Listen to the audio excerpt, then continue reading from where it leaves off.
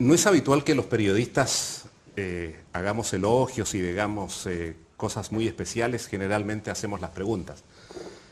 Pero créame que desde el punto de vista institucional y personal es un honor para mí recibirla esta tarde en Holanda, verla sonriente y dispuesta a responder estas consultas que tengo. Muchísimas gracias por haber venido. Gracias, no, para mí también es un gusto y quiero confesarle que yo en cautiverio tuve la oportunidad de captar Radio Nederland. Realmente era la oportunidad de tener noticia de cosas de las que uno nunca oía y fue muy enriquecedor porque finalmente eran otros temas y fueron pocas ocasiones, pero fue muy importante. De manera que mire hasta dónde llegan las ondas de esta radio. Doña Clara, hay una pregunta que quedó pendiente en el libro y yo supongo que va a ser difícil darle respuesta a través de la vida, pero ¿de dónde, cómo se pueden soportar 6 años de cautiverio y además en condiciones tan adversas en la selva colombiana? Bueno, hay como un conjunto de factores. Yo sí le agradezco en una primera instancia a la Divina Providencia. Yo creo que aquí sí estuvo la mano de Dios. Para mí es un milagro estar viva hoy y estar aquí con ustedes, realmente lo valoro mucho. Nunca me imaginé que tanta belleza fuera posible. Yo creo que sí hubo la intervención de la Providencia, como le digo. Es eso, es como usted tomar fuerzas donde no pensaba que las podía tener.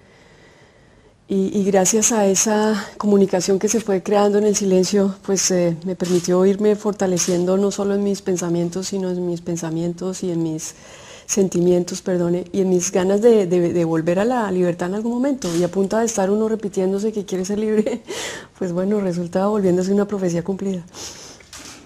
Usted se levantaba todas las mañanas y lo primero que hacía era agradecerle a Dios que estaba viva. Sí, y lo sigo haciendo. O sea que la fe ha sido uno de los motores que le ha permitido sobrevivir esa trágica experiencia. Sí, sin duda, sin duda. Por supuesto que tuve momentos dramáticos y a veces muy triste, muy aislada, pero siempre había ahí como una vocecita que le decía, no desfallezcas, sigue adelante, trata de resistir. Y bueno, con el paso de los días y de los años se convirtió en una fuerza muy fuerte, junto con el deseo de en algún momento volver a reencontrarme con mi niño, que creo que es como el milagro más grande. Y bueno, por fortuna se dio, ¿no? A propósito de los momentos tristes y dramáticos, hay en su libro que usted presenta en holandés por estos días, una escena particularmente conmovedora, que es cuando usted pierde la calma y en un ataque de desesperación comienza a gritar, sáquenme de aquí, sáquenme de aquí. Sí, es tenaz porque llega un momento que uno ya no sabe qué hacer. Fíjese, yo intenté hacer varios ayunos como para clamar atención, tanto pues por supuesto de Dios, pero de la FARC, que eran las personas que me tenían secuestrada, para poder encontrar a mi hijo, para que me lo devolvieran, para que pudiera yo tener noticia de él. Llega un momento que uno de la desesperación, estábamos como en un enmayado, y yo me agarro a esa malla pues desesperada, llorando, sáquenme de aquí, sáquenme de aquí. Y mire que es como si me hubieran escuchado. Eso me acuerdo que fue en abril antes de que me liberaran, que justo en una Semana Santa. Y incluso alcancé a sudar, o sea, empapada la camiseta de la desesperación misma, hasta que me calmé. Pero bueno, uno llega a situaciones de desespero que son increíbles de entender después del tiempo, pero en su momento claro que fueron duras. Nombraba usted a la FARC, a los secuestradores. Es difícil hacerse una idea, quien no los conoce, cómo son, qué tipo de gente. Usted, no digo que haya convivido 6 años con ellos, pero estuvo 6 años allí. ¿Qué tipo de gente son los integrantes de la FARC? A ver, ¿qué le digo yo? Yo he tratado como de no hacer como una esquematización tan radical para no decir, bueno, estos son los malos y estos son los buenos. Justamente también he tratado de ponderar la información. Uno trata de entender quiénes son, pero, ¿qué le digo? En la mayoría de las veces son gente joven, campesina, diría yo, de un origen humilde. A veces menores de edad. Sí, muchas veces campesinos, diría yo, de hijos de comunidades indígenas que viven en el sur de la selva, como gente de este estilo, sin mayor educación, sin mayor arraigo ni con el país ni con su familia, al punto de que deciden separarse totalmente de su familia para ir a prestar, entre comillas, un servicio militar por un periodo indefinido, como es la situación que está en la FARC. La FARC le ofrece como un sentimiento de apoderamiento, porque les brinda unos uniformes, un armamento, y eso los hace sentir, por supuesto, unas personas, pues sí, con poder. Pero más allá de eso, pues no tienen la educación y también quizá el arraigo que les permita, no sé, llevar un estilo de vida diferente. Tanto que a mí me han preguntado mucho, bueno, pero ¿qué opina usted de la FARC hoy en día? Digo, pues para mí es como un grupo autista allá en la selva, desvinculado tanto de la realidad nacional como del mundo. Pareciera que no hicieran parte del mundo y que pudieran sobrevivir, y por eso se permiten este tipo de desmanes. Allá pareciera que no hubiera Dios ni hubiera ley, y por eso pasa la barbaridad del secuestro, que nadie lo entiende, ni siquiera yo hoy misma puedo entender cómo todavía siguen con esa práctica, y es un poco pues clamar a la comunidad internacional para ver cómo nos ayudan en ese proceso de solidarización y de acompañamiento, a ver si por fin encontramos una salida a este problema en Colombia, ¿no? Y desde el punto de vista humano, porque hay actitudes bastante contradictorias, es decir, por una parte son capaces de las peores inhumanidades, como no liberarla, por ejemplo, poco antes del parto, hacer imposible que sea liberada, pero por otro lado tener algunos gestos de protección, de ponerle enfermeras. Me estaba acordando ahora que la estoy mirando de esa escena de los guerrilleros que llegaron la noche del parto a las afueras del recinto a comer carne asada y a conversar, que era una especie de acompañamiento preparto, digamos. Sí, es increíble, y justamente por eso lo registro en el libro, porque lo que yo me encontré es que, pues sí, también son seres humanos, también le tienen miedo a la muerte. Fíjese, siempre se nos lo habían pintado como los feroces más grandes, y efectivamente son. Pero cuando uno ve a las personas en su real dimensión, pues entiende que también son vulnerables, porque fíjese que antes de un año, pues nunca caía ningún guerrillero, y creo que se morían de enfermedades naturales, solo hasta muy recientemente caían en combate. Entonces eso generaba un paradigma en los colombianos como que fueran invencibles. Cuando usted ya los ve en carne propia, pues entiende que son gente, humanos con sus debilidades y sus fortalezas, y que en este momento pues mostraron pues gestos de humanidad hacia mí y me permitieron por lo menos sobrevivir, ¿no? A pesar de que teníamos o se tenían unos recursos mínimos para poder atender ese parto. Pero bueno, igual tengo que dar gracias de que por lo menos había buena voluntad para atenderme, efectivamente lo hicieron, y por eso estoy viva, ¿no? Yo no voy a entrar en los detalles de las diferencias, tanto con Ingrid como con otros secuestrados, pero hay un aspecto que sí me interesa, y me gustaría saber si usted a la distancia ahora ha cambiado su opinión, por lo menos de lo que está en el libro. Es decir, ahí hubo gente que tuvo dificultades, pero ¿no tiene usted la impresión que en esas condiciones, durante tantos años, todos estamos un poquito medios rayados, como se dice en mi país? Por supuesto, y fíjese que yo trato de ponerlo en contexto. Digo, mire, estábamos hacinados, teníamos una presencia militar muy fuerte. Los guerrilleros en su momento, había como unos 200 guerrilleros que uno veía totalmente armados, que eso también intimida. Las condiciones de la selva son totalmente precarias. Casi que estábamos al borde del pánico, por decirlo menos, todo el tiempo. Entonces eso genera una serie de tensiones entre unos y otros, y todos respondemos de manera diferente, y por eso se crea esta situación. Pero yo también trato de reflejarlo en el libro, porque igual fue una experiencia que me tocó afrontar en su momento. Y que fue muy dolorosa. Claro, y incluso me llevó al borde de la muerte, tanto que eso genera que me saquen del grupo para que yo pueda tener mi bebé en condiciones, digo, entre comillas, más o menos tranquilas. De manera que, claro, en su momento fue muy difícil. Hoy en día pues lo veo de otra manera. Por supuesto entiendo que todos somos seres humanos que reaccionamos de una manera diferente. Lo que pasa es que tal vez uno de algunas personas espera unas cosas y de otras otras. Quizá de los más cercanos uno, por supuesto, siempre espera lo mejor. Entonces, lo que le genera impacto o sorpresa es justamente esa situación. Queda defraudado. Pues digamos que la situación se presenta de esa manera, no quisiera ponerle adjetivos, simplemente se me presentó de esa manera y tuve que afrontarla como debió. ¿Que fue dura? Claro que fue dura. Y que en contraste también vi una actitud por parte de los guerrilleros en su momento que yo misma no esperaba, fíjese. me costaba pensar que me pudieran ayudar. Al principio yo no quería recibir esa ayuda.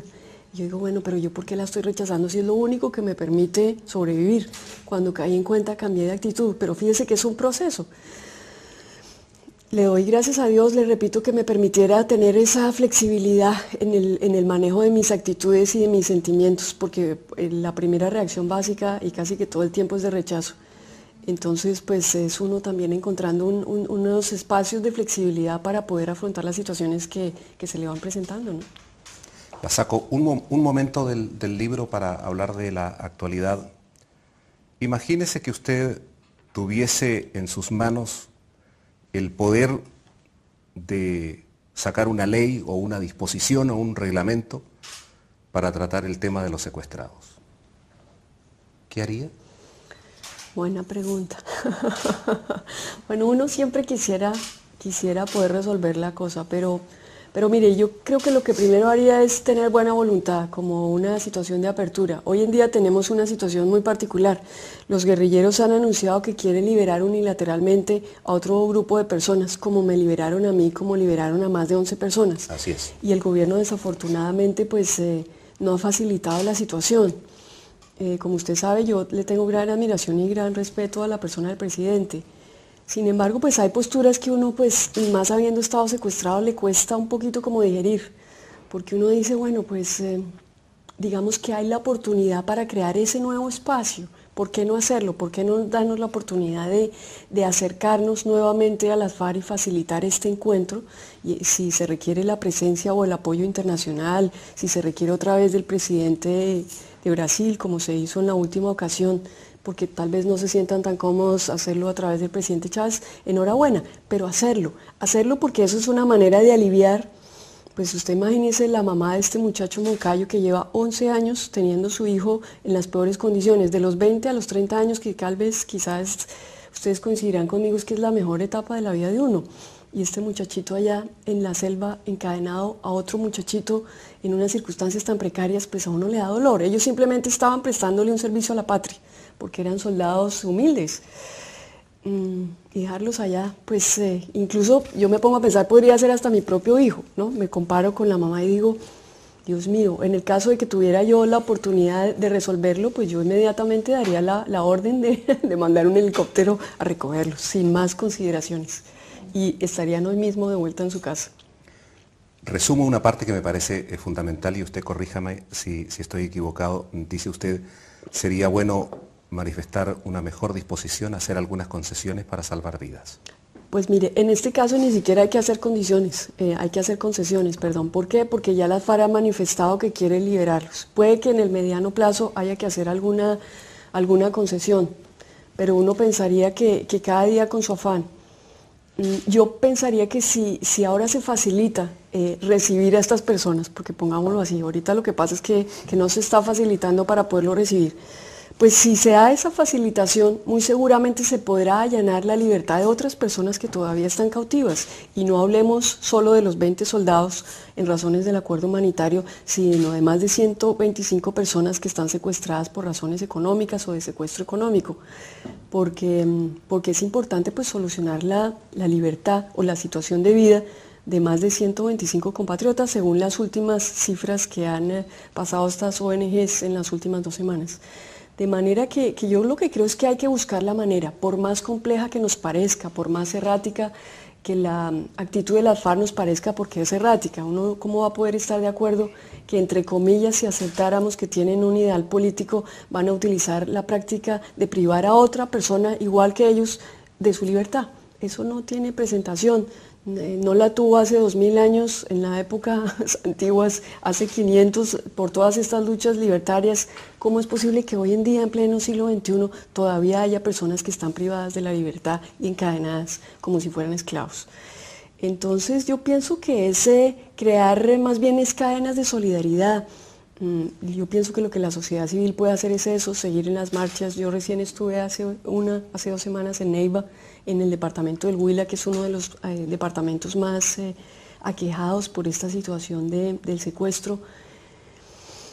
Y de parte del gobierno, pues yo creo que es buena voluntad, es a veces apertura de corazón, yo creo que es eso, que a veces, claro, yo entiendo que las decisiones de gobierno a veces son duras porque justamente toca tomar posiciones, mantener la posición, en fin, una serie de cosas que a veces tienden las personas a endurecerse, pero yo creo que aquí la receta es al contrario. Bueno, el mundo no tiene la menor duda que Clara Rojas es una mujer muy especial, por varias razones. ¿Cómo se le fue a ocurrir a usted tomar la decisión de tener un hijo en cautiverio? Bueno, la decisión básicamente que se me ocurrió es bregar a salvarle la vida por todas las razones. Hay un dicho que dice ya cuando, como dice, metido en gastos, pues hay que hacer, ¿cómo se dice? Echar para adelante, ¿cierto? Si yo ya siento que estoy embarazada y ya me confirman que estoy embarazada, pues ¿yo qué voy a hacer?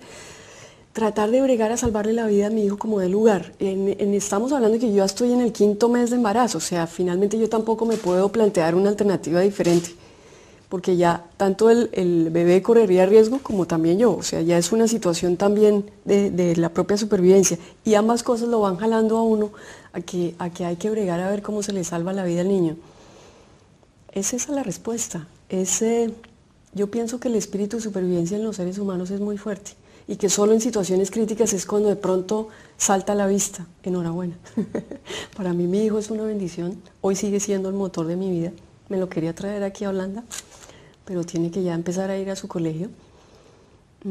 Pero por fortuna estamos bien y me parece que la decisión en su momento fue adecuada y que hemos pasado, claro, una serie de obstáculos imponderables enormes, pero hemos recibido la mayor bendición de poder reencontrarnos, de poder ir mejorando nuestra salud, de poder irnos reconociendo uno al otro para poder reformar esos vínculos de familia que tenemos hoy en día, ¿no? Decía usted, hoy estamos bien. ¿Qué significa eso? Bueno, estar bien para mí, incluso hace un rato me preguntaban que si era feliz, y les dije que sí. Estar bien significa para mí llevar una vida normal, estar en condiciones tanto física y emocional, ya para afrontar el desafío de la libertad, que es el mismo que tenemos todos los que estamos aquí sentados. Las mismas presiones, las mismas dificultades. Eso es estar bien, tener la capacidad para afrontar. Y yo me siento bien, me siento contenta, me siento tranquila. Por supuesto vengo de un proceso largo, de trabajo personal, para lograr este punto. Sí, porque eso le iba a preguntar, ¿no tiene pesadillas de vez en cuando? No, por fortuna no. Yo creo que hace un rato también me preguntaban cuál ha sido como la clave. Y yo digo, pues la clave es vivir el momento presente. Digamos que incluso el libro me ha ayudado en eso, porque tuve la oportunidad de reflexionar 6 meses, el tiempo del cual me tomé para escribirlo, para reflexionar qué era lo que había pasado, por qué era que yo había ido a estar secuestrada, cómo fue eso posible, qué fue lo que más me dolió, qué me dijeron, qué dije, por qué me callé, en fin, todo lo que sufrí. Y dije, ay, por fortuna eso quedó allá. La situación hoy es que estoy libre y estoy viva y estoy bien y estoy con mi niño, que es lo que yo más quiero. Lo demás puede pasar a un segundo plano. Y eso me ha permitido hasta pensar en perdonar a mis captores, que pienso que es una manera como he encontrado realmente la libertad, porque ya no estoy como con ese resentimiento y ese afán de revanchismo que a veces a uno como que no lo deja y lo entraba o lo ata al pasado. Yo me siento... ¿Pero por una actitud cristiana o sencillamente porque le viene de adentro? Pues yo creo que es el conjunto de todas las cosas, ¿cierto?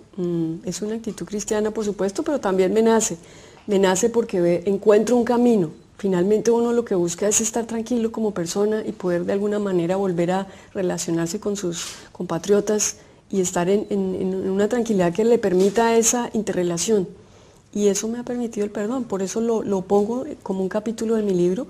Me parece que el perdón juega un factor importante, no solo desde el punto de vista personal, porque me alivia como esa pesada carga del pasado, sino también de alguna manera le envía un mensaje a la FARC para ver si se allana el camino para la libertad de las demás personas y para ver si en el mediano plazo pues armamos país y hacemos la reconciliación y la buscamos entre todos, porque es un trabajo de todos, ústenos o no, ellos también son colombianos.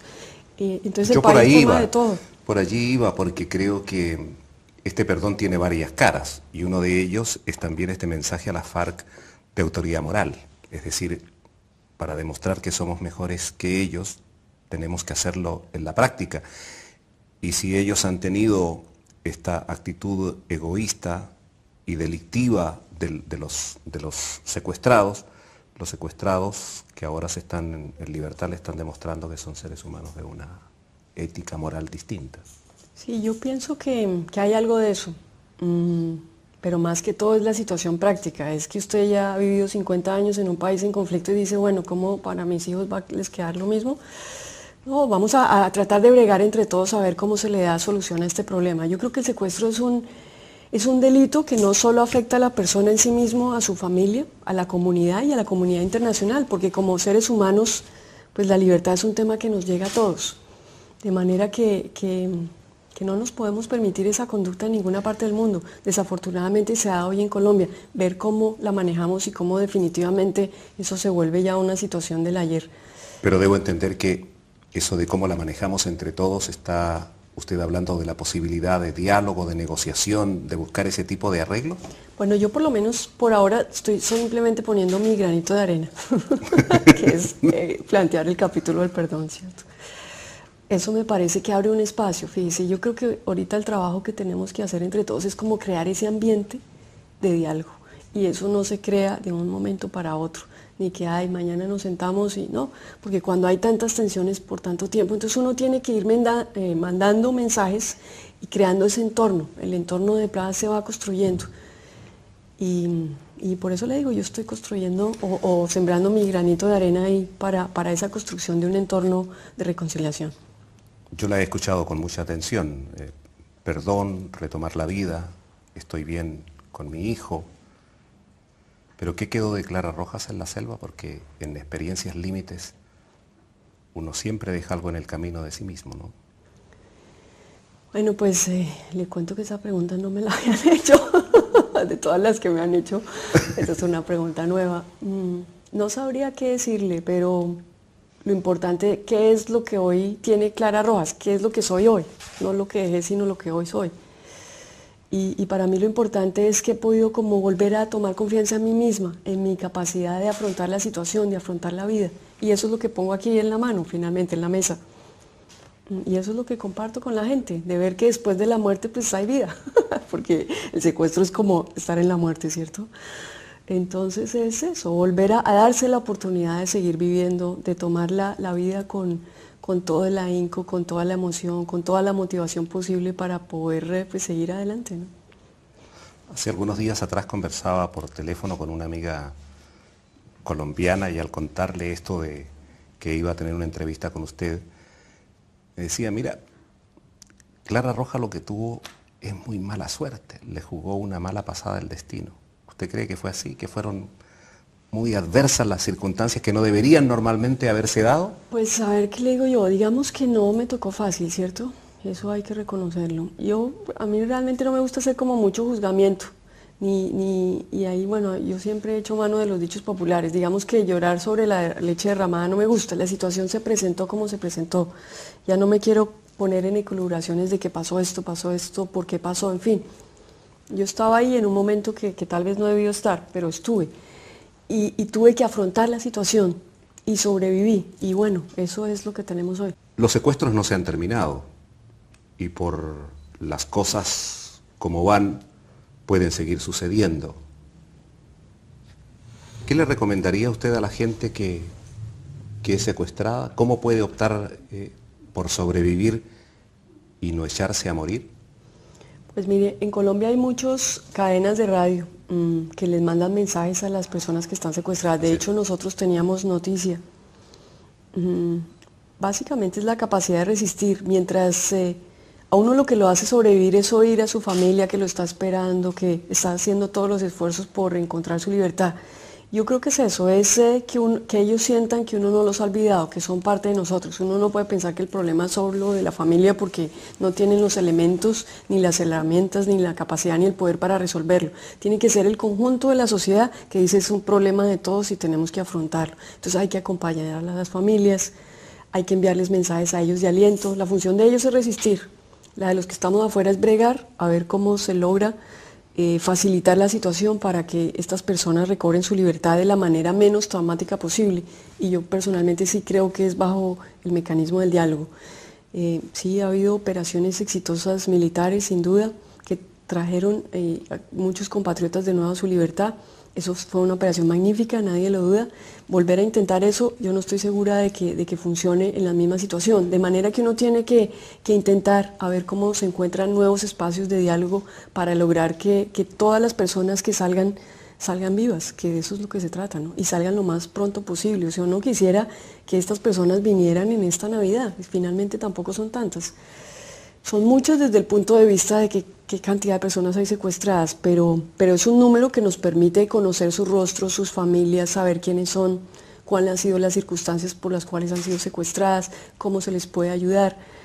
Y básicamente es que resistan, que aquí estamos tratando de bregar entre todos a ver cómo se crean también las condiciones para que su libertad sea muy pronto posible. ¿Está haciendo la comunidad internacional lo que debería respecto del tema de los secuestrados y la búsqueda de la paz en su país? Bueno, yo pienso que la comunidad internacional en su momento jugó un papel muy importante, tanto en mi liberación como en el de otras personas. Y yo creo que su presencia es fundamental. De alguna manera ellos han tomado como un pie a la izquierda, por decirle, pero es porque también el gobierno no ha facilitado esa presencia internacional porque en su momento ha considerado que ellos lo pueden manejar solitos. Yo pensaría que a pesar de esa decisión presidencial, que por supuesto es muy respetable, yo pienso que la comunidad internacional sí puede seguir en su labor de acompañamiento, ya sea desde la población civil, siguiendo con este tipo de marchas, de foros, de pronto de analizar entre todos a ver cómo se puede sugerir quizá al presidente de la República otra situación, porque yo creo que lo que hay que hacer es presentar alternativas a ver cómo se logra esa solución. Pero la comunidad internacional siempre es bienvenida, yo creo, porque pues gracias a esa presencia se dio la libertad de muchas personas, ¿no? Muchas gracias. No, a ustedes.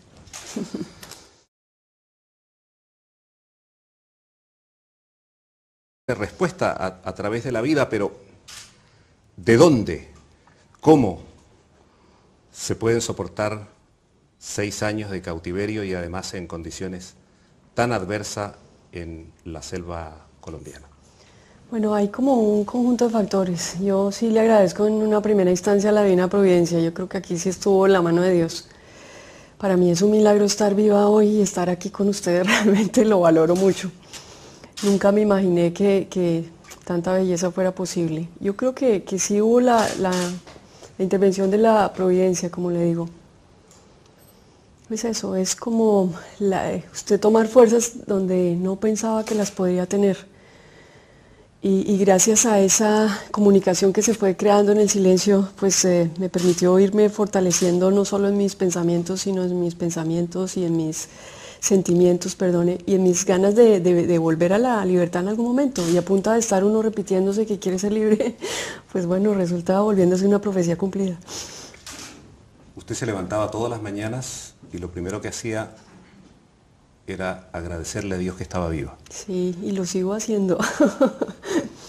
O sea que la fe ha sido uno de los motores que le ha permitido sobrevivir esa trágica experiencia. Sí, sin duda, sin duda. Por supuesto que tuve momentos dramáticos y a veces muy triste, muy aislada, pero siempre había ahí como una vocecita que le decía, no desfallezca, sigue adelante, trata de resistir.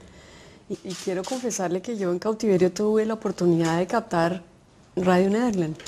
Realmente era la oportunidad de tener noticia de cosas de las que uno nunca oía y fue muy enriquecedor porque finalmente eran otros temas y fueron pocas ocasiones, pero fue muy importante. De manera que mire hasta dónde llegan las ondas de esta radio. Doña Clara, hay una pregunta que quedó pendiente en el libro y yo supongo que va a ser difícil darle.